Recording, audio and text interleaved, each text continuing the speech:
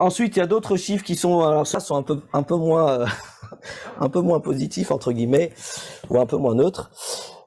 Les chiffres d'affaires, je dirais, dresser un état des lieux un petit peu froid, un petit peu factuel de ce qui se passe. Et là, c'est des chiffres qui peuvent faire un petit peu mal, quand même. Alors, d'après bon, un certain nombre d'études aussi, ce qu'on pourrait dire le mal-être au travail. Donc, ce qui peut s'opposer à l'épanouissement au travail ou bien le bien-être au travail, cause un certain nombre de problèmes qui sont plus ou moins dramatiques et qui finalement touchent une ou plusieurs dimensions qu'on a citées tout à l'heure, c'est-à-dire les dimensions de l'être humain.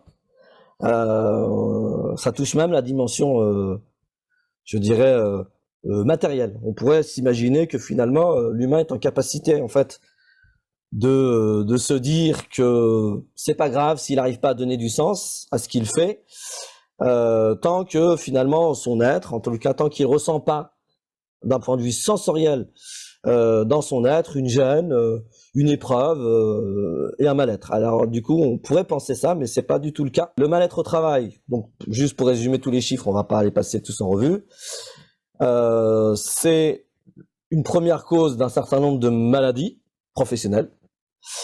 Et c'est une cause de, donc on pourrait dire, c'est une cause de perte de santé et c'est une cause de perte financière.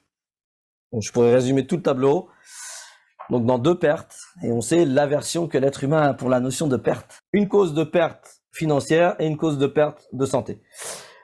Tout ça pour dire, et probablement peut-être que la question de la perte financière a peut-être fait bouger un certain nombre de personnes, parce qu'on sait que les finances, c'est ce qui peut motiver un certain nombre d'agir, un certain nombre d'actions, un certain nombre de courage, de prise de position, qu'elle soit politique ou autre.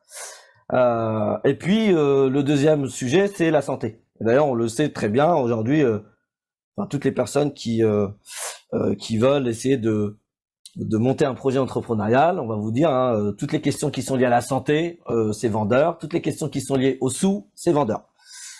Donc il y a une forme de, on retrouve là une forme de cohérence dans ce qui probablement participe de quelque chose de plus grand que la manière dont on a l'habitude de les voir. C'est-à-dire probablement que ça touche à quelque chose de d'ontologique chez l'être humain, notamment la question de la santé et notamment la question des finances.